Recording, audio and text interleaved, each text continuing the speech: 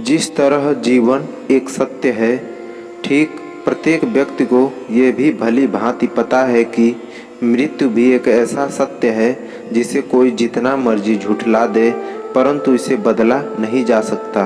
कहने का अर्थ है कि जिसने इस पृथ्वी पर जन्म लिया है उसे एक न एक दिन अपने प्राणों की आहुति देनी पड़ती है।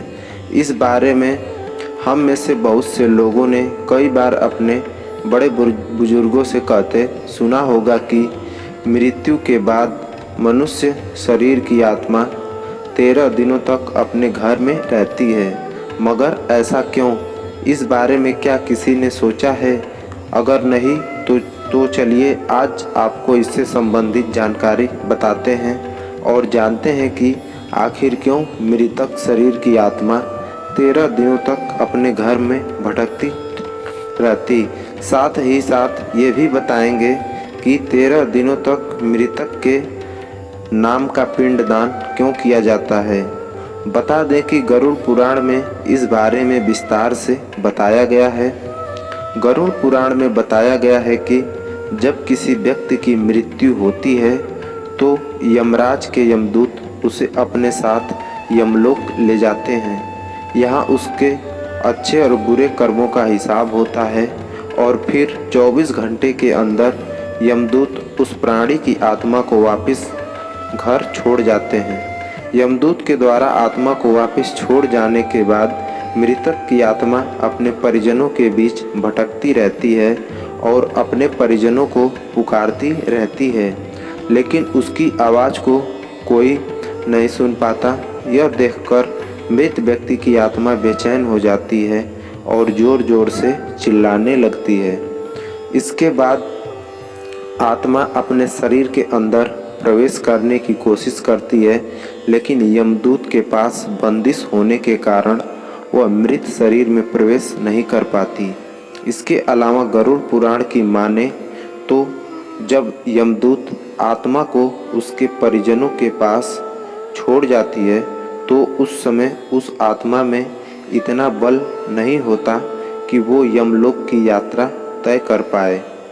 गरुड़ पुराण के अनुसार किसी भी मनुष्य के मृत्यु के बाद जो 10 दिनों तक काम किया जाता है उससे मृतक आत्मा के विभिन्न अंगों की रचना होती है और जो 11वें और 12वें दिन पिंडदान किया जाता है उससे मृतक आत्मा रूपी शरीर का मांस और त्वचा का निर्माण होता है। और जब 13वें दिन 13वीं की जाती है तो उस दिन मृतक के नाम का पिंडदान किया जाता है। उसी से ही वो यमलोक तक की यात्रा तय करते हैं। अर्थात मृत्यु के बाद मृतक के नाम का जो पिंडदान किया जाता है उसी से ही आत्मा को मृत लोक से यमलोक तक यात्रा करने का बल मिलता है। इसलिए ही गरुड़ पुराण में बताया गया है जब किसी मनुष्य की मृत्यु हो जाती है तो उसकी आत्मा 13 दिनों तक अपने परिजनों के पास घर में भटकती रहती है और उसके बाद आत्मा मृत लोक से यमलोक की ओर निकल पड़ती है, जिसे पूरा करने के लिए उसे 12 महीने यानी कि 1 साल का वक्त लगता है। इतना ही नहीं, मान्यता के अनुसार 13 दिनों तक मृतक के नाम का किया गया पिंडदान उसके 1 वर्ष के भोजन के समान होता है।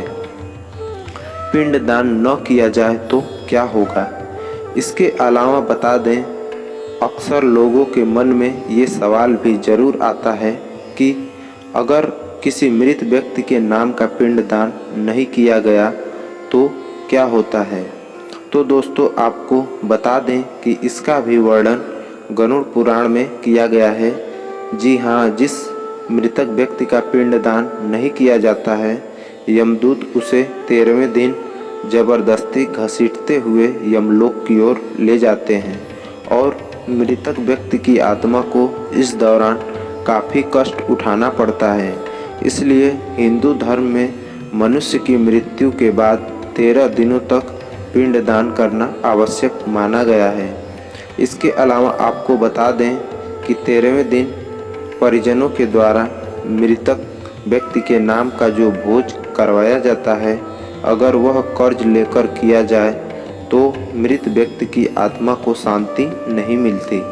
इतना ही नहीं, गरुड़ पुराण में यह भी बताया गया है कि जो व्यक्ति जीवित रहते हुए अच्छे कर्म करता है, मृत्यु के बाद उसकी आत्मा को यात्रा के दौरान यमदूत कोई कष्ट नहीं देते, और जो व्यक्ति बुरे कर्म करते हैं उसकी आत्मा को यमदूत यात्रा के दौरान कई यातनाएं देता है और आत्मा को कई कष्ट भोगने पड़ते हैं।